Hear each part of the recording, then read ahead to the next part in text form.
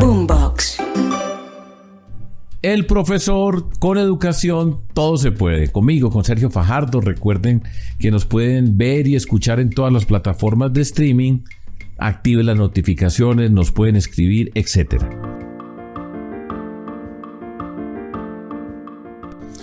Hoy vamos a hablar de educación. Y educación en el sentido formal del mundo de la educación. En estos tiempos hay muchas discusiones acerca de la educación, qué educación queremos, cómo se debe educar, montones de discusiones de índole política, de índole académica, especializada, en fin, todo eso. Y para hoy invité a un par de personas que son amigas mías, que saben mucho de educación, que han trabajado en la educación, que han vivido la educación. O sea, muy difícil encontrar dos personas con ese conocimiento que tienen, esa experiencia, y por eso estoy muy contento, porque son mis amigos, mi amigo, mi amiga, porque saben, porque conocen, y seguro que vamos a aprender. Entonces, aquí los tengo. Los dos son economistas de la Universidad Nacional de Colombia en Bogotá.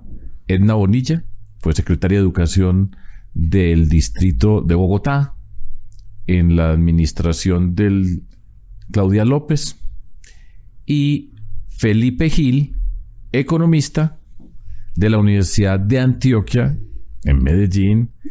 Y Felipe lo conozco yo desde hace muchos años, trabajó conmigo cuando yo fui alcalde en la Secretaría de Educación de Medellín, en la Secretaría de Educación de Antioquia, ha tenido mucha experiencia, entonces es una persona del mundo de la educación. Y como pueden ver ustedes dos, tengo estas dos personas que van a hacer muy chévere esta conversación que vamos a tener. Siempre empiezo, antes de entrar, puedes hablar de primera infancia, posmedia, toda esa cantidad de palabras que se mueven hoy en este mundo de la educación y en lo público. Siempre me gusta empezar los primeros pasos, como personas, contexto donde ustedes crecieron, y siempre preguntar por una o algunas personas que hayan sido influyentes en la vida, que hayan tenido un impacto, de esas que uno recuerda porque fueron relevantes. Eso es. Entonces, bueno, empecemos con Edna. Edna Bonilla, gracias Edna por estar acá. Qué gusto estar acá, Sergio, Felipe, hablando de lo que más nos gusta, ¿no? Educación, que esa es la, pues tú lo dices acá, con educación todo se puede, y ese es el motor de la vida y el motor que nos impulsa y nos ilusiona. Bueno, yo soy Edna Cristina Bonilla Cebá, soy bogotana, pero mi familia es de Cartagena, entonces tengo ahí como una mezcla aquí entre dos paisas. Eso es una mezcla absolutamente distinta.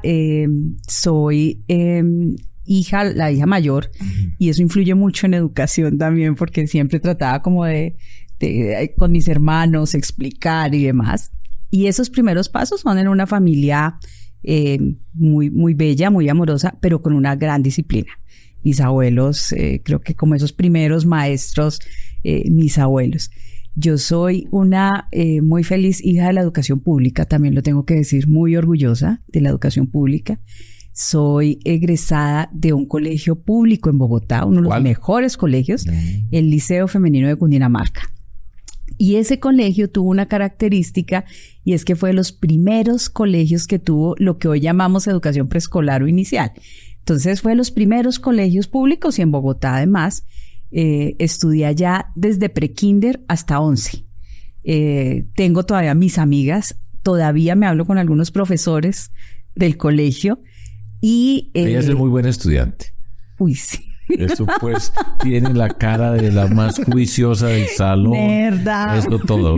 Bueno, sigue, perdón la interrupción. No, yo sí, pero digamos mis amigas se burlan, era colegio femenino. Sí. Porque decían que yo era muy nerda, pero como siempre me gustó ser profesora, entonces les pasaba las tareas, les ayudaba. No fui una nerda así como hard.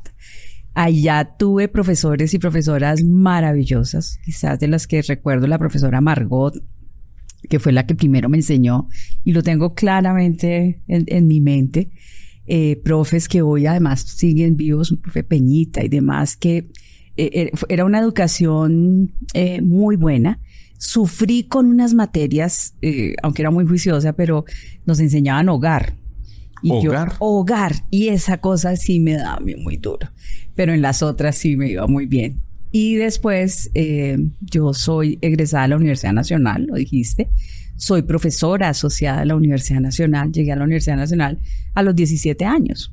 Entonces, pues toda mi vida he estado en la universidad, en la Nacional, y toda la vida dedicada a la educación, con un grupo formidable de profesores también en la universidad. Tuve profesores, un profesor que recuerdo mucho, Fausto Moreno. ¿Cómo se llama? Fausto Moreno. Fausto Moreno. Un profesor que hoy está retirado, pero pues tuve profesores maravillosos, Salomón Kalmanovitz, Consuelo Corredor, fui también estudiante de Chucho Bejarano, Astrid Martínez, y paradójicamente, esto sí es una cosa muy chistosa, mi diploma está firmado por Jorge Iván González, pero yo no me acordaba. Pues cuando uno es estudiante, a veces como que el decano es lejano. Hoy es mi esposo. Pero allí no sabía. Nada que ver. Nada que ver. Es un esposo paisa. Es repaisa. Tiene... Sí, repaisa. Entonces sí, mi vida dedicada a la educación completamente. Muy bien. Felipe Gil. Bueno, yo estudié pues economía en la Universidad de Antioquia, muy feliz de ser también hijo de la educación pública. La primaria fue en una escuela pública muy linda, la Jacqueline Kennedy, allá en el barrio Belén. De hecho, cuando fui secretario de Educación de Medellín, encontré en la misma aula, en la misma escuela, a mi profesora de preescolar. Eso fue pues impresionante. Luego estudié en La Salle, en la secundaria, en el San Carlos de La Salle, y luego pues ya en la universidad pública. Economista, siempre tuve la inquietud de entender las dinámicas del mundo, y creo que lo encontré en la economía. Y soy hijo de una maestra del sector público, una maestra de escuela, que era de Yolombó, también fue maestra en Bello, en Belén. Entonces, claro, en una familia muy alrededor de la educación, mi padre abogado y mis hermanos todos profesionales. Entonces siempre hubo como ese impulso a la educación, y tengo un hermano, un diseñador, una odontóloga y un hermano que es dedicado también completamente a la educación, a la ciencia política, en la Universidad de Medellín. Entonces, sin duda, una gran influencia de la educación desde de toda la vida. Y profesores así claves, sobre todo los profesores de matemáticas. Yo era el monitor de matemáticas en el bachillerato, entonces era el que hacía los grupos de estudio. Por lo tanto, por hacer los grupos de estudio, pues me pasaban todos los exámenes, pero tenía la obligación de ser profesor desde muy pelado. Y ya luego pues me volví profesor universitario, pero el sector público, y Sergio Fajardo no dejó ser pues ya más profesor del sector público, de profesor, porque el sector público sin duda es impresionante el tiempo, pero siempre he sido profesor en áreas de administración y de economía. Muy bien. Bueno, vamos pues, repito, muy difícil encontrar dos personas con esa experiencia, con esa formación y con ese conocimiento acerca del mundo de la educación real. Sí, estamos hablando de real. La formación académica impecable y la experiencia práctica total. Desde la Secretaría de Educación de Bogotá, Secretaría de Educación de Medellín, Secretaría de Educación de Antioquia. Entonces voy a caminar con ustedes y vamos a recorrer este mundo. Y empecemos. Primera infancia. Una ciudad como Bogotá es nuestra capital, es la ciudad que tiene más recursos, y todo lo que pasa en Bogotá tiene que ver con el país. Edna, cuéntanos acerca de la perspectiva de una ciudad como Bogotá acerca del tema de la primera infancia. ¿Qué se tiene y qué se debe tener? creo que la importancia de la primera infancia pues es innegable. Yo digo, en educación no tiene una trayectoria a lo largo de la vida, pero en Colombia nosotros tenemos una gran tensión, sobre todo en educación inicial y en educación media y posmedia. Vamos andando más o menos en básica, secundaria y demás. Pero ahí en educación inicial tenemos una gran deuda. Y a uno no se le puede olvidar que de los 0 a los 5 años es cuando el niño, la niña está formando su cerebro. Es cuando aprende muchas veces los hábitos, es cuando esa plasticidad del cerebro es la que nos va a permitir empezar un camino educativo. Y lo digo en un ejemplo muy sencillo. Los hijos de nosotros, cuando llegan a primero de primaria y tienen 6 años, más o menos, pues el muchachito y la muchachita ya llevan 3 años y medio en un ambiente educativo. Los niños de las personas más pobres y vulnerables, no. Entonces, ahí nosotros tenemos que apostarle. Entonces, en Bogotá, pues esa fue una gran apuesta que tuvimos en el cuatrenio anterior, porque necesitamos que los niños lleguen al sistema educativo desde pequeñitos. Y nos pusimos una gran meta y era garantizar los 3 años de educación preescolar, el prekinder, kinder, transición. Las metas fueron 100% de los colegios 3, públicos. 4 y 5 años de edad. Sí, que tuvieran 3, 4, 5 que estén en el sistema educativo. Bogotá tiene 100% de un año escolar, del último, entonces transición, ¿cierto? 5 años. 90% en el segundo, o sea que tuvieran 2 años de colegio de educación inicial los colegios públicos, y nos pusimos una meta del 10% de los colegios públicos que tuvieran los 3 grados de preescolar. Afortunadamente la dejamos en 20% porque le dimos una gran apuesta. Entonces, ¿qué hay que hacer? Pues uno, Colombia necesita alrededor de 1 millón de cupos en educación inicial. Eso cuesta y eso tenemos que hacerlo. Lo que Bogotá hizo fue, con sus recursos, financiar esos grados de educación inicial. Y hay que hacerlo no solo abriendo cupos, es decir, que la infraestructura educativa de los colegios tengan esta disponibilidad de cupos, pero hay que incluirle que el juego, cómo aproximamos los niños y las niñas a la educación, no es la clásica tradicional. Nosotros aquí tenemos que innovar. Entonces, hicimos mucho en innovación pedagógica en estos grados, formación de maestros y maestras preparados para poder estar en todo lo que es educación inicial, alimentación escolar, kits escolares, y me voy a detener solo en esta alimentación escolar. Un niño, una niña va al colegio no solo a estudiar, no solo a aprender. Los niños y las niñas van a comer al colegio. Y nosotros tenemos que garantizar no solo el acceso, sino la permanencia de estos niños y niñas. Entonces, le metimos con todo a comedores escolares, además para los niños y las niñas más pequeñitos, que además tuvieran entonces, pues todos sus valores nutricionales y demás bien satisfechos, trabajar con los padres y madres. Y ahí hay una competencia, y permítanme que utilice solo ese término para efectos aquí de explicar, con, por ejemplo, los jardines de la Secretaría de Integración Social y los jardines del bienestar, porque ellos tienen los niños y las niñas todo el día. El sistema educativo solo les puede ofrecer a los papás, la mayoría, 75% de los colegios, media jornada. Esa era una competencia dura y logramos llegar jornada única en esta educación inicial. Están ustedes escuchando a una mujer que fue secretaria de Educación en Bogotá, la capital de Colombia, la ciudad que tiene más recursos en este país, lejos, comparada con cualquier otra ciudad capital y de cualquier tamaño.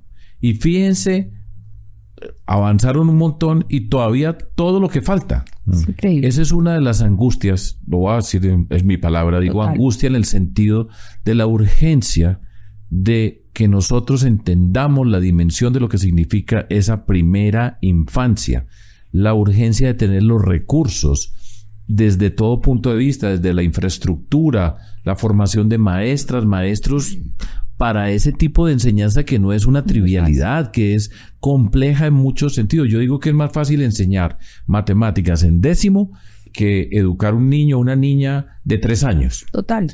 Y tiene que ver con la alimentación, tiene que ver con el mundo de lo público en esto. Desafortunadamente, entre comillas, los niños, las niñas de esa edad no tienen voceros políticos. Entonces, pues no hay una manifestación, no ha habido una manifestación por la primera infancia en Colombia que se paralicen todas las ciudades de nuestro país porque es urgente tener los recursos, tener las condiciones. Y además no se ve. Eso es parte de las cosas que no se ven. Y cuando usted se da cuenta, como señalaba Edna, los hijos nuestros desde 3 o antes ya estaban empezando a desarrollar sus capacidades. Y eso aumenta las desigualdades. Paso para Felipe. Tenemos la experiencia de Medellín, tenemos la experiencia de Antioquia. Antioquia tiene 125 municipios. El mundo rural, con Felipe, pues ha tenido la capacidad y la obligación de estar, así sea la ciudad de Medellín, que es una ciudad capital, que tiene también recursos, que tiene fortalezas institucionales, pero al mismo tiempo salir a recorrer toda una cantidad de municipios con una cantidad de necesidades impresionantes. Entonces, Felipe, desde la perspectiva de todo ese trabajo y todo ese recorrido aprendido, señalar en ese mundo de la primera infancia, ¿qué alternativas hay? ¿Qué formas se han visto? Explicarnos algo que la mayoría de las personas no tienen ni idea de lo que significa ese mundo rural, de las necesidades de un mundo que va más allá de estas ciudades capitales que tienen, repito, capacidades y recursos que le falta mucho todavía, pero cuéntanos una mirada a esa parte de la educación que poco vemos. Bueno, yo veo dos cosas muy, muy importantes. La primera, que yo creo que fue un aporte de Antioquia y Medellín, yo creo que a la mirada nacional de la educación, y es que en Colombia la educación está fragmentada. ¿En qué sentido? Entonces, si es primera infancia, bueno, eso es del bienestar del ICBF, los colegios, ministerio y todo ello, la universidad. Nunca se tenía desde lo local o desde lo regional una mirada al sistema completo y que lo asumiera la región.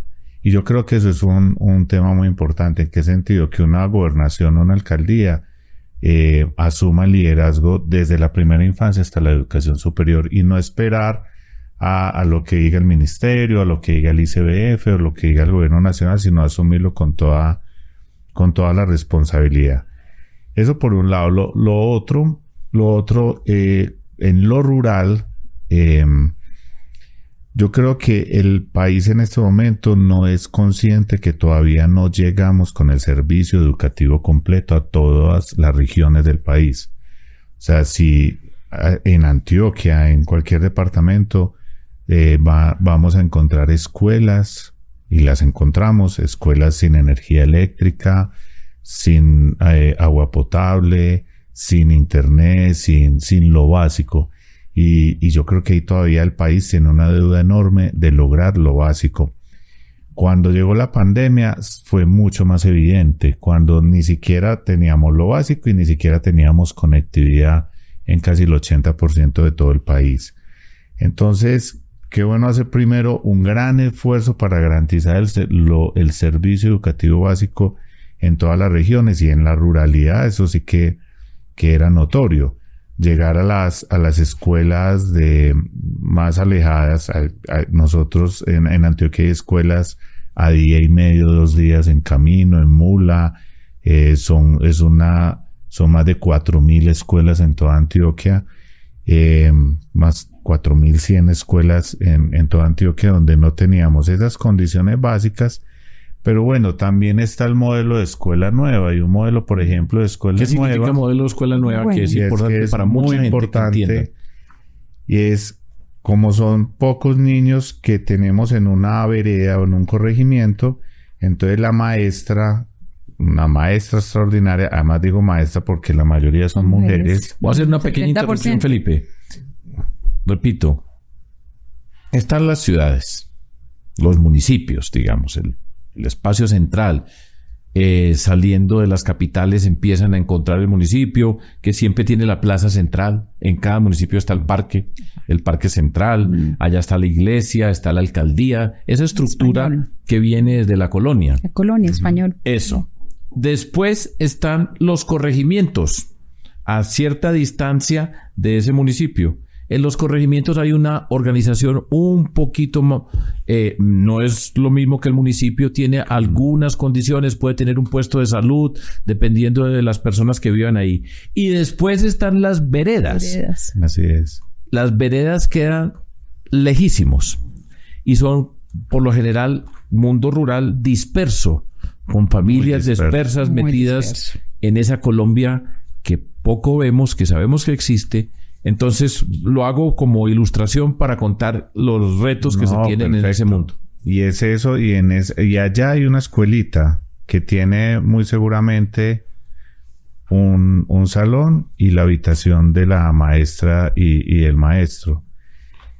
Y llega uno a esas escuelas y por supuesto la escuela nueva es una maestra que le está brindando la educación a niños en distintos niveles, en la misma aula. Entonces es una conversación un poco ya compleja porque tienes que brindarle educación en primaria, pero también están los niños que están ya en secundaria, porque por lo general pueden estar ahí en secundaria o van hasta el municipio, hasta la cabecera municipal, pero en muchas ocasiones todos los niveles están allí. Cuando uno llega a esas escuelas, además de las dificultades que planteamos ahora, agua potable, energía, no tienen internet, pero escuela nueva requiere materiales, requiere unas guías. En su momento tenían unas guías que no se habían actualizado en casi 15 años y así están muchas escuelas Yo acabo de llegar hice un viaje al Bichada a conocer un tema de unos temas de ganadería y todo eso que ahora les cuento, y es igual, la misma situación. Las escuelas del Bichada están en distintos corregimientos, recuerdo Primavera y todo ello, y no tienen el material de escuela nueva. Entonces, además al menos está el maestro, pero sin materiales. Entonces yo creo que primero hay que hacer un esfuerzo muy grande como para generar las condiciones básicas de ese servicio educativo, en el caso, por ejemplo, de materiales. Entonces, primero, y en el Ministerio de Educación, que fue un debate importante que hubo en su momento, asumen una escuela rural como mínimo de 3 aulas o de 4 o 5 aulas. Okay. O sea, desde acá en nivel central, conocen poco que la zona rural tiene realmente escuelas de 1 aula. Entonces, si no hay inversión de recursos, si no es una escuela rural de 4 o 5 aulas. Entonces, sin duda hay un desconocimiento de esa realidad rural de todo el país. Y lo otro que iba a señalar, hablando de primera infancia, es muy importante asumir lo que decía Edna, es sin duda lo que hay antes de 5 años realmente era desconocido, se lo habíamos dejado al ICBF, y una experiencia como buen comienzo fue muy importante para para Antioquia y para Medellín, porque es asumir ya el reto, reitero, desde el liderazgo local, entre 0 años y 5 años. Entonces aparecen distintos métodos y formatos. Está la ludoteca, la atención a las madres, pero también comienza el ciclo educativo, si se puede decir así, ya de prejardín, de jardín, y vamos cerrando esa brecha que señalaba Edna, que los niños más humildes pues puedan tener ya unos primeros niveles de educación antes de los 5 años. Medellín, por ejemplo, llegó a pasar de unas coberturas solo de 12,000 niños a más de 77,000 niños. Se frenó en el gobierno anterior, pero sin duda hay una apuesta de tener ya jardines, de tener jardines infantiles por toda la ciudad. Y y que los está asumiendo el sector público. O sea, ya jardines infantiles de extraordinarios diseños y todo eso, y logrando coberturas ya del 70% en esa primera infancia, es de un valor increíble. Entonces, sin duda, las próximas generaciones van a tener unos mejores niveles, no solamente educativos, sino también pues nutricionales, además por el acompañamiento a las familias, y también por la asesoría y el acompañamiento en nutrición y en salud que genera este tipo de programas de la primera infancia. Entonces, sin duda, la apuesta es, sí, a nivel nacional la cobertura en transición está en el 90%, más o menos. Transición es 5 años. Que es 5 años. Para que tengamos todo. Entonces, claro, ahí, listo, uno podría decir, bueno, 90% bien, pero hacia atrás ya es gravísimo a nivel nacional. Y entonces ese es un reto que tenemos como país entre 0 y 5 años. Y es urgentísimo. Un segundito. Sí, aquí una cosa muy, muy importante porque además somos profesores. Hay que hacerle un homenaje a Vicky Colbert con Escuela Nueva. No, pues que yo ahí podemos ampliar un poquito más. Yo creo que eso también nos hace a veces falta en el país, la generosidad, la gratuidad. Vicky Colbert se ingenió esto de Escuela Nueva. Esa es una mujer colombiana que fue quien diseñó este esquema. Sí. Imagínense ustedes, la mayoría de las personas están moviéndose en el ámbito urbano, donde están los salones de clase, año por año, todo ese tipo de cosas. Como explicaba Felipe, y es el trabajo de Vicky Colbert, que es una mujer colombiana que ha tenido reconocimientos internacionales en muchas partes. Yo creo que aquí no le hemos hecho, como tú señalas, el reconocimiento a ella. Sí. Pero ella fue la que empezó a diseñar ese mecanismo donde tienen un maestro, una maestra en una escuela rural que además viven ahí. Usted imagínese en una montaña bien lejos o en los llanos, en un lugar, Felipe está hablando de Bichada, por allá bien lejos, y se tiene que sentar con niños de todas las edades al tiempo. Al tiempo. Así es. Y tiene que trabajar con todos en forma simultánea. Y tiene que tener, pues ya señalaba Felipe, las guías para cada lugar, para cada edad, en el mismo espacio. Eso es dificilísimo. Dificilísimo. Y Vicky Colbert, esta mujer, yo espero tenerla acá invitada. Ojalá, es fantástica. Pronto, pues yo la conozco a ella y la admiro profundamente. Pero bueno, gracias por decirlo, porque hay que, en todo esto hay que mencionar y se nos olvida destacar a las personas. Y Escuela Nueva realmente se ha actualizado, ya hay nuevos materiales. Y hay otras fundaciones que están también trabajando mucho ese modelo. El caso, pues, la Federación de Cafeteros. En Caldas, el departamento de Caldas, Luque lo hace. La Fundación increíble. Entonces, sin duda, hay que ir renovando y actualizando todos estos materiales, pero también es ser consciente que hasta en el último rincón de Colombia hay una escuela hay una maestra, y hay que llegar con todo el servicio completo. Y por eso la educación inicial debería ser la superior. Esa debería ser la gran apuesta. Esa es la gran discusión. Y es un gran tema y es una gran urgencia nacional. Vuelvo y utilizo la palabra. Siempre esa preocupación. ¿Cómo hacemos? Porque desde ahí, en una sociedad como la nuestra, que es profundamente desigual, la sociedad colombiana, si no empezamos desde esa primera infancia a desarrollar las capacidades que tienen nuestros niños, niñas, desde ese momento, las desigualdades en Colombia nunca van a desaparecer. Nunca. Y nosotros no podemos hacer de la educación un privilegio para quienes hemos tenido la oportunidad de educar a nuestros hijos, hijas, desde muy temprano, porque eso tiene que ser un bien público para todas las personas. Y ahora voy a poner una palabra que va a empezar más adelante: calidad. Pero bueno, cerremos acá porque con ustedes me puedo quedar toda la vida hablando en un pedacito del mundo de la educación. Voy a dar un salto grande dentro de todas estas discusiones. Primera infancia, quinto de primaria, ese se llama transición. Tenemos que, 5 años se llama transición. Queremos que de los 5 hasta los 0 en la medida de lo posible. Hasta 3, esa es una parte que se está avanzando. Tiene que ser un poco menos. Listo. Se necesitan recursos, visión y convicción y decisión de nuestro país para llegarle a toda esa comunidad. Listo. Seguimos la primaria. y viene después la educación básica, hasta noveno. Paremos ahí.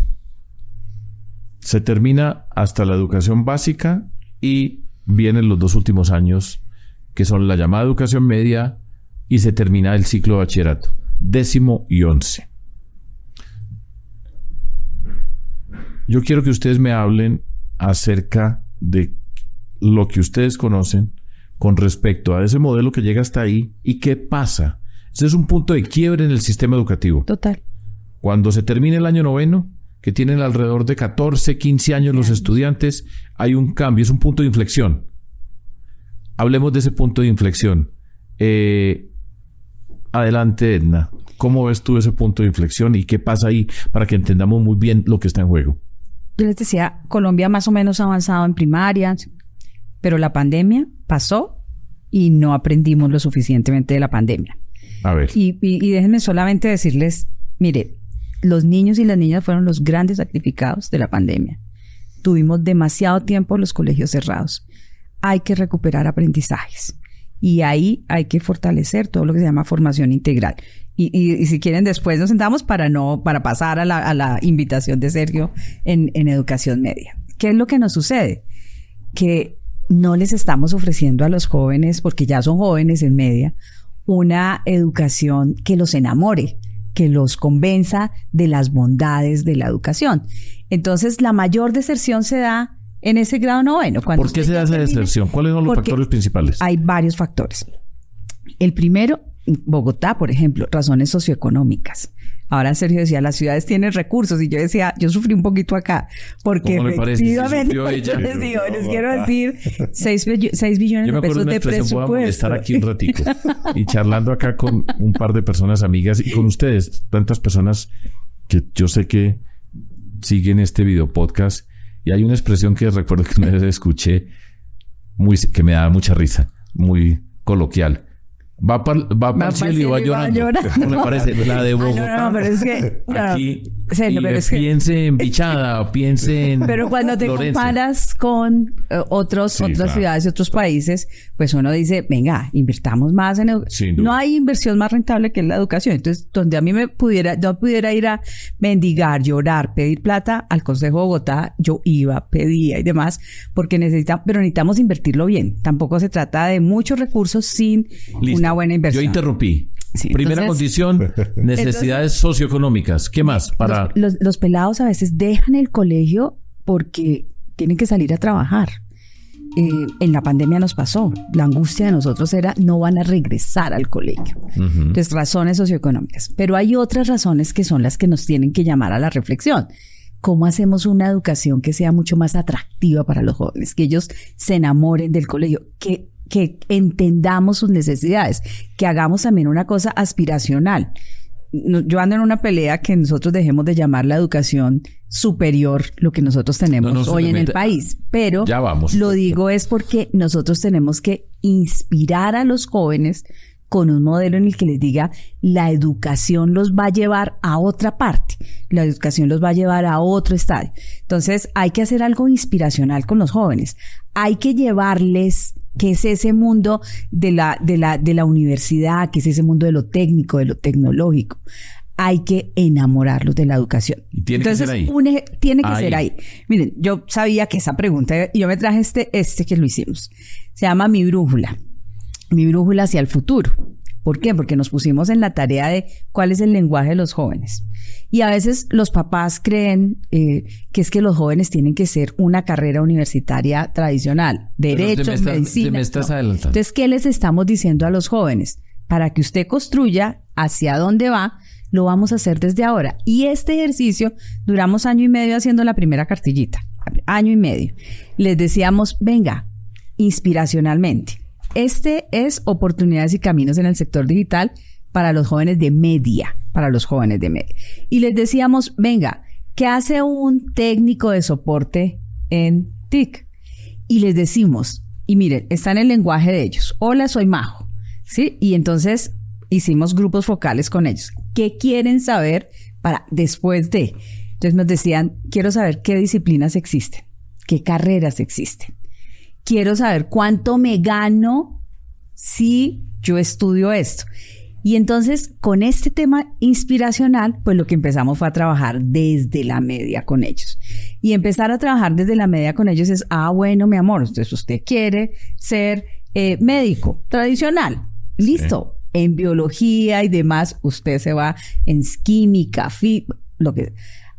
quiere tecnologías de información, esto es lo que usted dice. Entonces hay que modificar también, hay que ser innovadores y disruptivos frente a la media, y yo insisto, hay que enamorarlos del valor que tiene la educación. Listo. Eso para mí es fundamental. Y eso parece, uno lo da muchas veces, no, pues eso no, se necesita inspirar a ese jovencito, esa jovencita de 14, 15 años, que hay muchos, y uno no se lo imagina muchas veces, porque se mueve alrededor de personas que ya tienen proyecto de vida organizado desde muy temprano, sino hay muchas que dicen, ¿yo para qué estudio?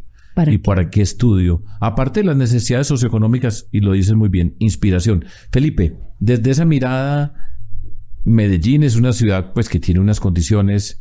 Nosotros nos tocó trabajar en una ciudad que tiene el rastro de lo que fue la violencia en muchos espacios. Este mundo del narcotráfico y todo eso estremece los cimientos de una sociedad. Y nosotros en Medellín y en Antioquia pues lo vivimos dolorosamente. Pero nos hemos enfrentado esa mirada, esa educación media desde la perspectiva de ese mundo de una ciudad como Medellín, que tuvo esta violencia tan tremenda que tuvimos, pero al mismo tiempo el mundo por fuera de las capitales, porque hay muchos lugares a los que tenemos que llegar nosotros, que muchas veces los ignoramos porque nos concentramos en las capitales, en todos lados. Felipe. La evidencia fue muy contundente. Los muchachos van en noveno, y la familia los presiona por los temas económicos a salir a trabajar al campo, a la ciudad. Fue muy importante presentarle, y es muy importante presentarle a los jóvenes que luego de 11 hay una opción de continuar la educación. Y cuando presentamos en su momento la posibilidad de unas becas, del acceso a la educación superior, de apertura de nuevas universidades y todo ello, las familias entendieron que este joven tenía que continuar allí, y eso nos permitió que no cayera tanto esa deserción de secundaria a la media. Entonces, ahí lo primero es poner allá al frente a los jóvenes, que recuerdo Sergio lo trabajaba muy bien, como que hay una puerta y que pueden continuar hacia la educación superior. Eso fue demasiado importante, tanto en Medellín como en Antioquia. Por eso ahí pues se crearon los fondos de empresas públicas de Medellín, un montón de alternativas que le permitieron a las familias más humildes continuar hacia la universidad, tanto pública como privada. Entonces, cuando se ve que hay esa posibilidad, hay una permanencia en 10º y 11. Yo soy muy fanático de la educación de la media técnica, muy fanático, y ahí sí tengo ese sesgo muy grande, porque hay otros... ¿Qué significa la media técnica? Porque hay otra gente de la educación que dice que no, que continúe la media académica. No, la media técnica es darle la posibilidad a los jóvenes de explorar mundos muy especiales, el mundo en 10º y en 11, poderlos formar en nuevas tecnologías, en desarrollo de software, pero también en diseño gráfico, o también en temas sociales, en temas de sociología o trabajo social. Es decir, como desde noveno, ir como dándoles oportunidades para que exploren otras áreas del conocimiento. Hay colegios que tienen una cantidad de opciones en la media. Por ejemplo, el INEM de Medellín tiene hasta ¿cómo es? Un parque de desarrollo de software. O sea, es impresionante dentro del mismo colegio. Entonces, sin duda, y cuando uno va a la ruralidad, hay también colegios que tienen la vocación agrícola, pero hoy también tienen la tecnológica. Entonces, sin duda, cuando el joven ve esa posibilidad súper atractiva de continuar o de explorar otras áreas del conocimiento, ahí se logra una mayor pues permanencia y una continuidad en 10º y 11º. Entonces yo creo que ahí tenemos que hacer un esfuerzo muy grande, porque todo se ha un poco supeditado a lo que haga el SENA, solamente el SENA, y hay hasta las mismas universidades pueden apoyar esa parte del 10º y 11 y darle esa oportunidad a los muchachos. Y el otro elemento que iba a señalar lo planteó, es que el currículo en Colombia es demasiado antiguo. No, es que no tenemos. O sea, no ha cambiado es que la ley fue en el 94 más o menos, y entonces con todo lo que ha pasado, ya estamos hablando de inteligencia artificial, nuevas tecnologías y todo, y es la misma estructura. Entonces, sin duda, es el momento de comenzar a diseñar una nueva forma de transitar por la básica secundaria, más exploración, más investigación. Yo no le tengo miedo, por ejemplo, a los dispositivos digitales en el aula. Nada. Eso hay que desplegarlo ahí. Y nuevas metodologías que mucho no se está haciendo.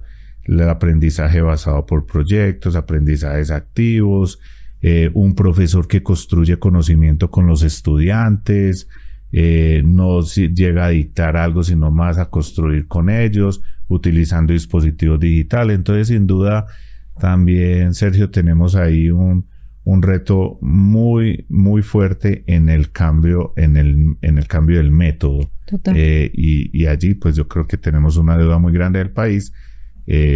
Pero hay que explorar y hay experiencias. De pronto más adelante hablamos lo que estamos haciendo. Es una maravilla. O lo que está haciendo Cosmo en Medellín. Con Bueno. Páreme acá un momentico, porque todavía nos ponen a hablar de educación. Por eso, entonces, después me regañan aquí en Boombox y me dicen, no, pero es que usted hace los programas muy largos y aquí van a necesitar como 3 horas, y después me regañan a mí. Pero bueno, yo me voy a dejar regañar.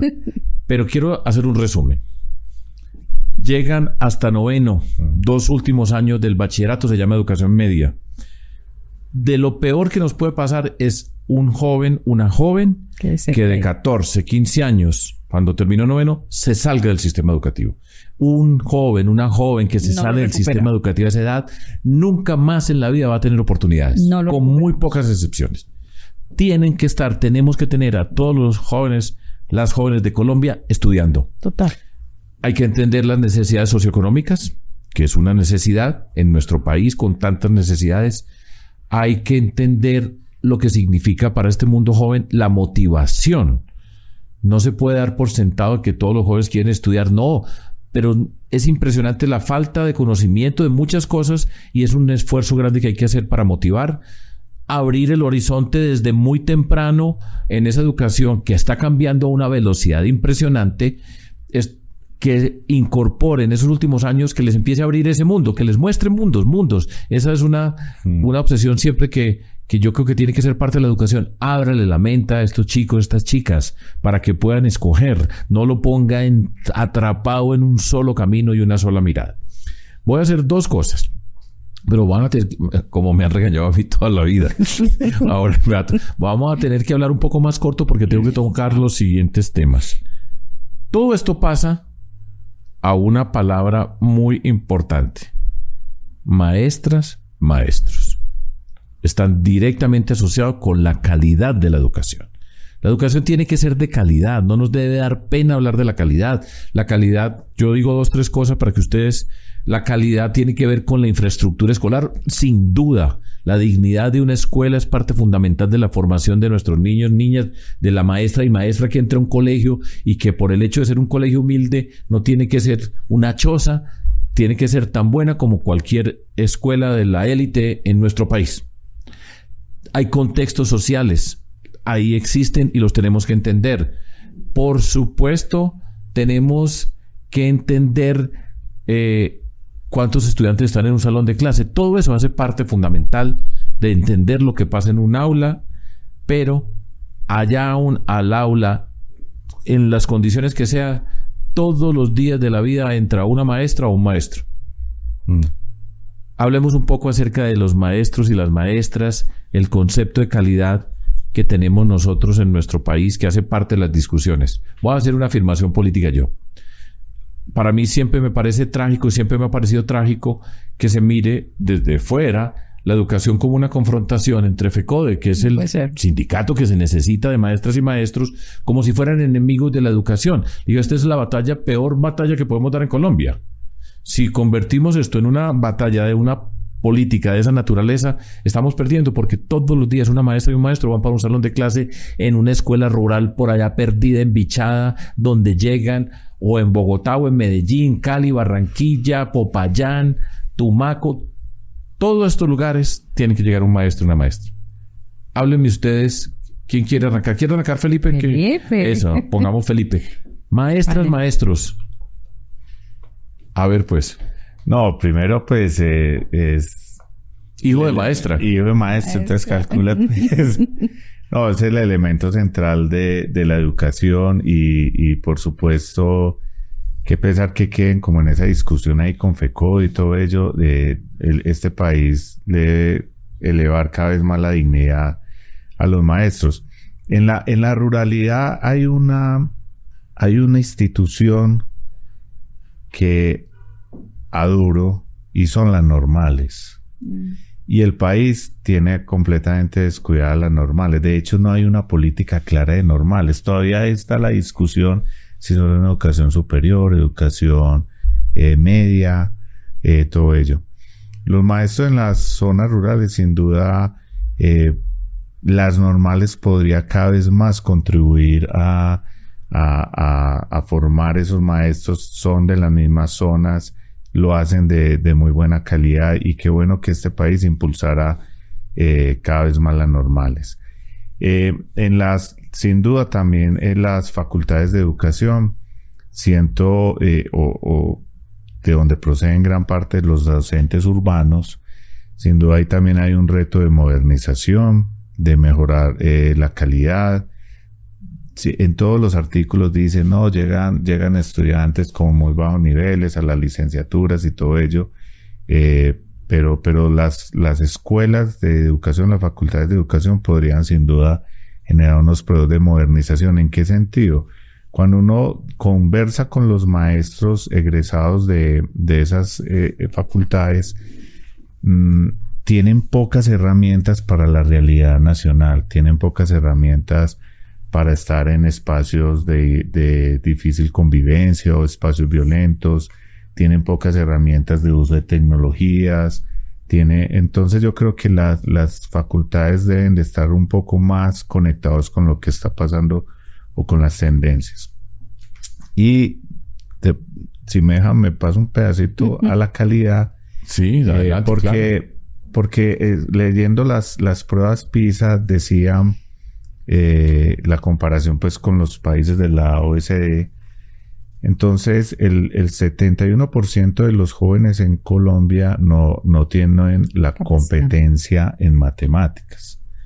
El 51% muy difícil logra la competencia en lenguaje y ciencias naturales.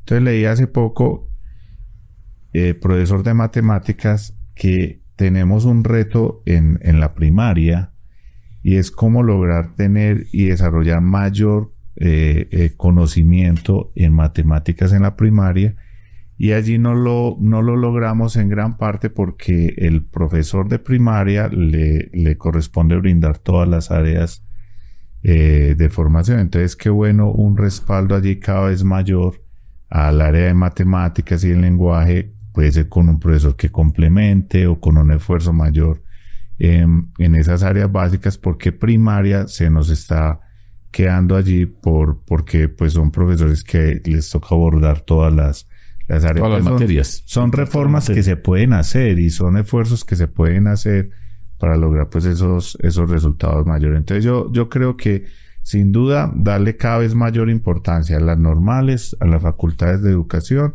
y sobre todo a mayor formación en específico en esas áreas en primaria. Creo que sería una conversación distinta e importante con los maestros? Edna.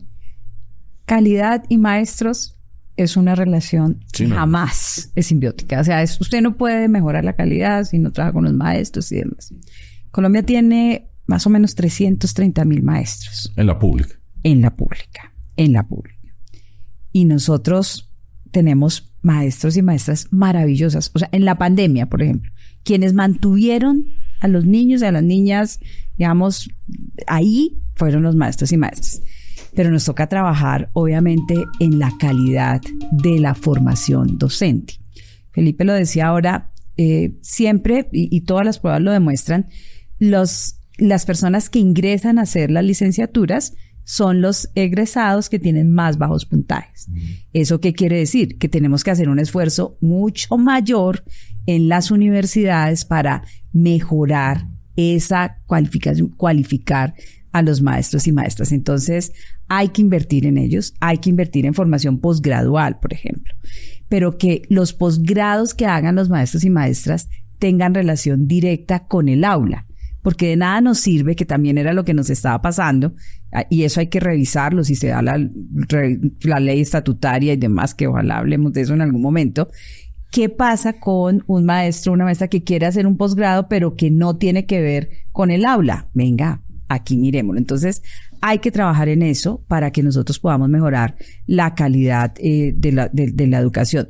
Y en calidad también, que no es un salto, porque es que esto es simbiótico. En calidad, yo sí creo que Colombia está en mora de trabajar el currículum. Nosotros tenemos que tener un currículum, nosotros tenemos que saber cuál además son los conocimientos, las competencias mínimas y demás. Y eso se hace de la mano de los maestros y maestras. O sea, es que esto no es que aquí haya unos sabios que digan esto es el currículum que tienen que ver los niños. No. Esto lo hacemos de la mano de los maestros y maestras. Entonces, lo hemos dicho, además un premio Nobel, Heckman dice, no hay inversión más rentable que en educación. Nada.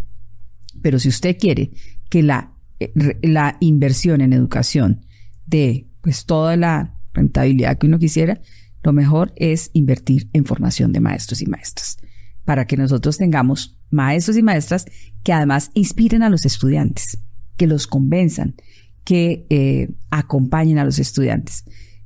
Los colegios abiertos permiten identificar cómo está el niño o la niña.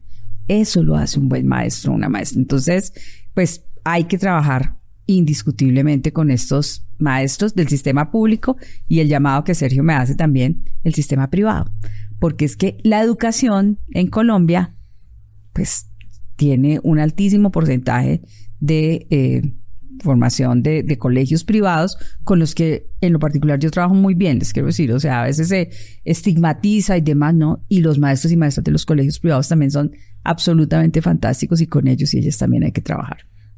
Cosita, la formación de profes, si se hace en esto, pues actualmente yo creo que es muy potente hacerlo en formación de maestrías. Y en maestrías, como se hizo el fondo de maestrías con recursos de regalías en Antioquia, la maestría en áreas específicas, matemáticas, física, sería muy potente.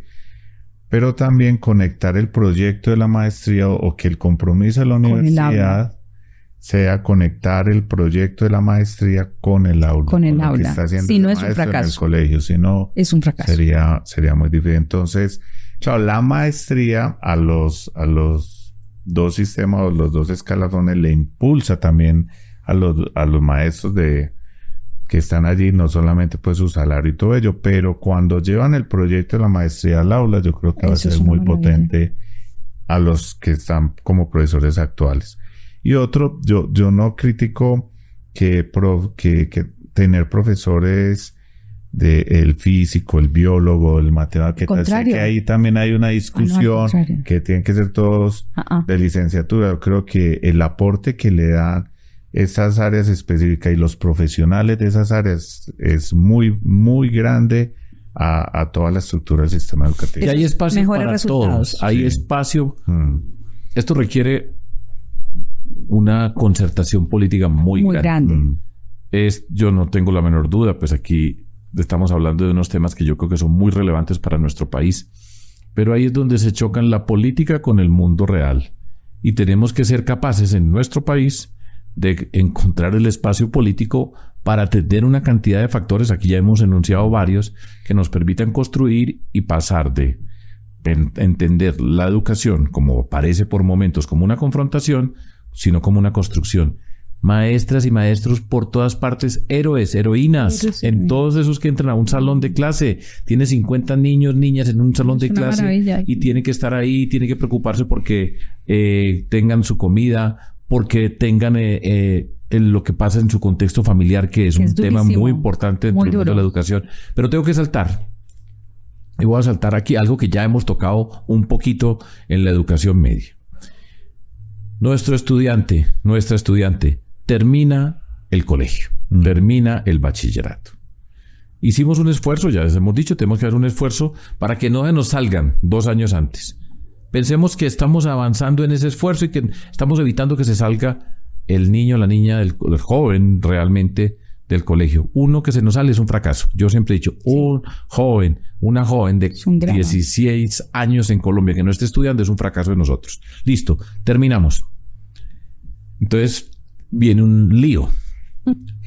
Y les voy a ilustrar el lío con 3 palabras. Entonces es la educación superior, la educación terciaria, la educación posmedia. 3 palabras que la gran mayoría de personas en Colombia no tienen ni idea cómo es que el rollo, pues que esto va para la universidad, que esa es la forma como habitualmente se habla, pero superior, terciaria, posmedia. Miren el enredo en la educación, que tiene que ser lo más claro para ver qué pasa. Entonces vamos a mirar esos temas y es el siguiente. Joven, muchacho, una muchacha colombiana, desde donde haya salido, ¿qué puede pasar y qué viene a continuación? Pero yo les hago primero una pregunta. ¿Cómo son esos jóvenes, esas jóvenes hoy? Cuando yo estaba joven era otro mundo. Hoy, ¿cómo son? Cuando salen de esos colegios, ¿ustedes los han tenido a través de todo esto? ¿Los tienen como profesor en la universidad? Como rector, que es Felipe, de una institución educativa muy especial de Medellín, que se llama el CESDE con fama. ¿Cómo son esos jóvenes, esas jóvenes hoy? Cuéntenos. El rector. Bueno. Y yo al complemento. No, esos jóvenes hoy es una locura. Son jóvenes que son más ágiles, quieren estudiar más rápido. ¿Qué significa eso? Porque eso es una palabra clave. Es muy importante porque quieren lograr certificaciones y posibilidades de acceso al empleo más rápido. Y eso a través de certificaciones un poco en menor tiempo o tener unos grados en menor tiempo. Las universidades están en una discusión muy grande de bueno, si es tanto tiempo la universidad, ya muchas han pasado de 10 semestres a 8 semestres, pero un poco también es esa presión que está dando allí estos jóvenes. Los formatos son distintos, están buscando formatos muy distintos, es decir, hay muchos jóvenes estudiando en plataformas. Yo hace poco estuve hablando con el fundador de Plaxi, Freddy, y que pasó por acá, por tengo un episodio para él. Bueno, 6 millones, creo que ya está llegando a 6 millones de estudiantes. Entonces, los que estamos en la universidad o en instituciones técnicas, que están disminuyendo los estudiantes, sí, pero están creciendo en las plataformas. Entonces, sin duda son jóvenes que están buscando otros métodos, otras formas, un agilismo, una rapidez. Entonces, para ellos yo creo que ahí es donde es clave nuestro sistema, sin duda, mirar cómo nos ajustamos también a ello. Entonces, cuando sale el joven de bachillerato, ya encuentra múltiples opciones, y yo creo que ahí tenemos que brindarle todas esas posibilidades. El SENA es muy importante en el país, es muy importante, y el SENA en distintos espacios, en las sedes del SENA, en los parques educativos, en bibliotecas, o sea, el SENA, sin duda, el valor es clave. Las instituciones técnicas de formación para el trabajo, el desarrollo humano, yo lo digo más de la formación terciaria, también muy importante porque una gran cantidad de jóvenes están saliendo del bachillerato a buscar empleo. Entonces, ¿cómo logramos habilitarlos para el empleo rápidamente? La formación técnica o formación para el trabajo es una clave allí tenaz. Entonces está el SENA y estas instituciones que en 3 semestres tienen una formación específica, clave, que ingresan al mundo laboral rápidamente. Y por supuesto está la formación universitaria. En una conversación con la rectora de los Andes, decía esta cifra, o sea, el 70% del empleo en Colombia está para la formación técnica. Y o sea, el 30%. Y el 30%, ¿cómo es? El 70% del empleo está para la formación técnica, pero solo la estudia el 30% de los jóvenes. Sí, Entonces hay un montón de posibilidades para el empleo, para esa formación técnica, pero la estudia muy poca gente, porque todavía está esa visión que es válida de siempre ir a la universidad como esa gran opción, y es muy buena, pero sin duda cuando estos jóvenes pueden acceder a la formación técnica, acceden al empleo, adquieren trabajo rápidamente, y cuando están trabajando quieren ingresar a la universidad, porque esa es la ruta. Nosotros en nuestra institución técnica, en el CESDE, el promedio de edad es de 25 años, ni siquiera son bachilleres. ¿Pero por qué? Porque son personas que están trabajando, que en algún momento estudiaron algo, están trabajando, vuelven y estudian, quieren ir a la universidad y seguir ese progreso alrededor de la educación. Entonces, en resumen, son jóvenes que están buscando nuevos métodos, alternativas, rapidez, que la formación técnica es una excelente alternativa, y la búsqueda del empleo rápido los está llevando a adquirir esos formatos ágiles y rápidos. Las plataformas, por ejemplo, Platzi tiene desarrollo de software, Platzi tiene el inglés ahí, Platzi tiene un montón de microcertificaciones, y ya muchas compañías están recibiendo a los jóvenes porque tienen una competencia, porque tienen una habilidad y se desempeñan y lo hacen muy bien. Entonces, sin duda, tenemos que acomodarnos cada vez más como a esa lectura, a esos formatos de los jóvenes, y por supuesto hay un mundo empresarial que está asumiendo estas nuevas certificaciones, y yo creo que eso sin duda va a transformar todo el sistema terciario de educación superior. Edna. Bueno, Sergio hizo varias preguntas. Sí. ¿Qué es esa cosa de superior? ¿Qué es esa cosa de terciario, de posmedia y demás? Colombia tiene algo que se llama la Ley 30/1992, ¿cierto? Esa bendita ley, que tiene 32 años y que ya es ahorita de que la estemos cambiando, estableció el sistema de educación superior, y entonces dijo técnico, tecnológico y universitario. Pero resulta que es que en 30 años, pues el mundo cambió. Y entonces es como si no nos hubiéramos dado cuenta que el mundo cambió. Los jóvenes sí se están dando cuenta que el mundo cambió.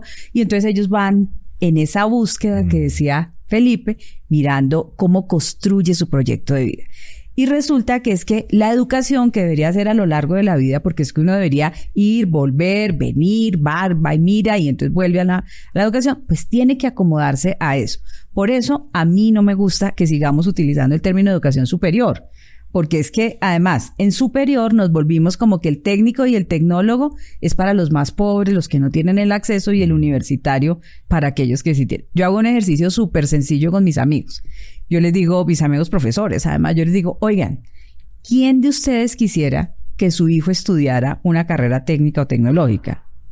A nadie. Veremos un segundito, ¿no? Porque es que yo quiero que mi hijo vaya a la universidad y después que vaya a hacer su maestría y su doctorado. Y no hago la pregunta acá, pero digamos es un poco lo que es lo que pasa. ¿Por qué? Porque no tenemos una suficiente valoración del mundo de lo técnico, de lo tecnológico.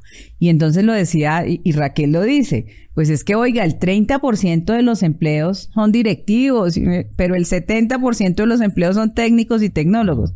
¿Dónde estamos las universidades o las otras instituciones pensando en eso que el sector empresarial, el Estado están necesitando y nosotros no lo hacemos? Entonces ahora hay múltiples formaciones. A los jóvenes en media les entregábamos esto. en la cartilla, es súper lindo porque dice, oiga, en posmedia, ¿qué más hay?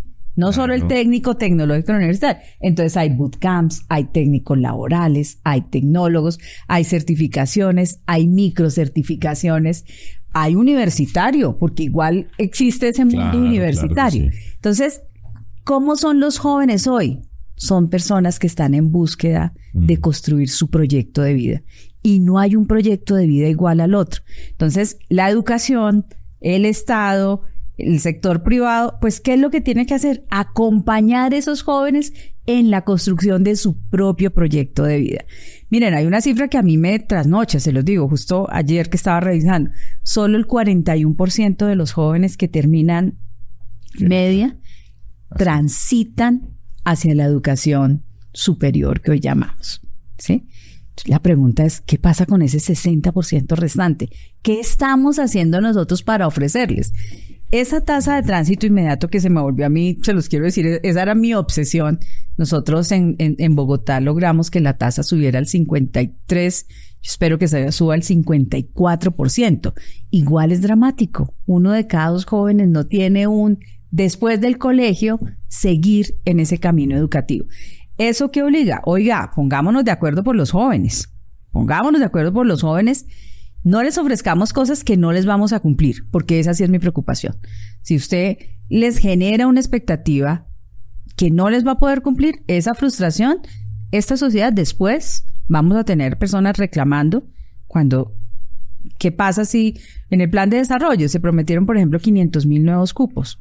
No es posible 500,000 nuevos cupos si no trabajamos con el sector privado y con el sistema educativo privado y fortalecemos el sistema mixto. Entonces, esos jóvenes que están buscando oportunidades, es el momento y Colombia puede darle oportunidades a los jóvenes si cambia su sistema educativo. Lo están escuchando de personas acá pues que han visto jóvenes.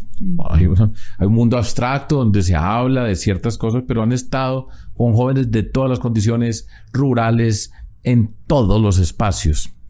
Y yo saco una conclusión detrás de todo esto. Este mundo cambió a una velocidad gigantesca.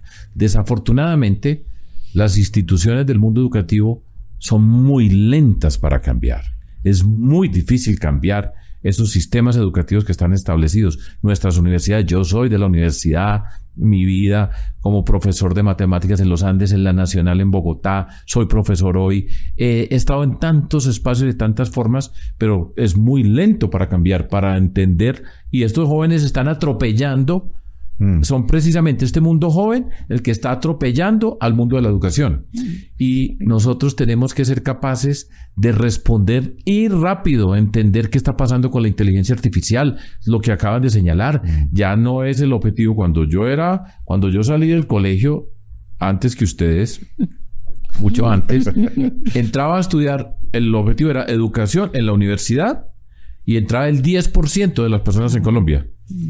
El que entraba en la universidad, y ese era el único camino, y entonces nos quedamos con esa mentalidad y el mundo cambió. Y si no lo entendemos rápido y salimos de aquí de unas batallas innecesarias, porque ese mundo joven está avanzando e irá a avanzar, y no podemos perder una joven de nuestro país en ese terreno de lo que viene a continuación, entender las nuevas aspiraciones, el mundo de las microcredenciales, salga, vaya, busque, trabaje por acá. Segundo y tercer idioma. Todo eso. Porque además, voy a decir una cifra que es espeluznante, de la que no se habla. Necesitamos puertas abiertas. Yo siempre pienso, abra puertas y permita que transiten y que avancen y se desplieguen. Pero hay algo que no mencionamos nunca.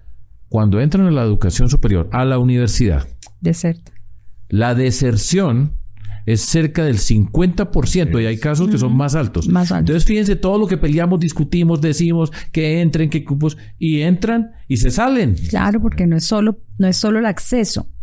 Y de eso no hablamos en Colombia. No hablamos. Un joven, ya hemos dicho, necesitamos que nunca una joven se nos salga del sistema educativo. Tiene que estar ahí. Ese es un reto. Y ahora que ya llegamos a la parte, en este contexto, la mayoría, o pues no la mayoría, pero casi la mitad se salen. Y entonces, ¿qué pasó con toda esta lucha para que hubiera cupos? ¿Por qué se salen? Hay 3 razones. A ver. Cuando uno mira deserción universitaria es dramática. Es que en primeros semestres se están retirando a veces el 30% de los estudiantes. Y las razones básicamente son, 1, socioeconómicas también. Pues, esa razón existe. Pero hay otra razón que es la ocupacional. Esto no era lo que yo quería. Entra a la carrera, el pelado, obligado o porque fue el cupo que consiguió, y esto no era lo que él quería. Entonces se retiran. Por eso la media es tan importante, porque usted ahí ayuda a orientar a este chico, a esta chica. Y la tercera razón es porque efectivamente tienen unos faltantes académicos, deficiencias académicas que sean. Esas son las 3 razones fundamentales por las que los jóvenes se retiran. Detrás de todo esto está qué hace el sistema de educación superior o educación posmedia para mantenerlos. Sergio, una cosa que ahora que tú decías que somos muy lentos, yo digo, en las universidades nuestra unidad de medida es el semestre y eso nos mata. No, profe, este semestre no se pudo. Cuando usted quiere proponer, hagámoslo el otro semestre, pues hermano, ya pasó un año. Y entonces ahí nosotros, los jóvenes, van a una velocidad enorme y nosotros pensando en otras cosas, en cómo lo hacemos. Pero esas son las 3 razones fundamentales de las razones por las que hay deserción en el mundo universitario. Yo le sumo una, y es cuando ellos no ven la conexión con el sector real. Y por eso hoy es muy importante eso. Construir los programas y los currículos con las empresas es hoy un tema súper valioso. Por ejemplo, en nuestra institución, el programa donde llegan más estudiantes en este momento es desarrollo de software. Hay un boom, pues, impresionante. De hecho, 3 semestres de desarrollo de software se van hasta el CES, nos lo arrebatan las empresas. Lo rapan. Pero porque ellos están viendo que ya pueden ir a hacer una práctica con la empresa, se conectan, ven que el contenido está súper conectado con el sector real de software, pero también en la zona rural, programas como producción agrícola. Entonces ya no es teórico, son programas que se construyen con las empresas de aguacates, de cítricos o con las empresas de ganadería. Por ejemplo, ahora que les contaba, visitando empresas para construir contenidos con las empresas de ganadería y del agro, detrás de esas grandes empresas hay un montón de desarrollos. Hay software, hay tecnología, todo es el dato, y cuando me empecé a investigar, bueno, ¿y qué hay? Que esos sistemas son que todos son tecnología de Brasil. Desde los tractores, los datos, cómo toman las fotografías satelitales. Es decir, el agro ya dejó de ser ese agro de machete, pico y nada. O sea, ya es puro software. Y cuando fui a las empresas y miré quiénes estaban revisando las fotografías satelitales y todo, eran egresados del SENA, puros estudiantes del SENA. Entonces, y están ahí terminando de estudiar en el SENA y desarrollando pues el sector del agro en Colombia con tecnología.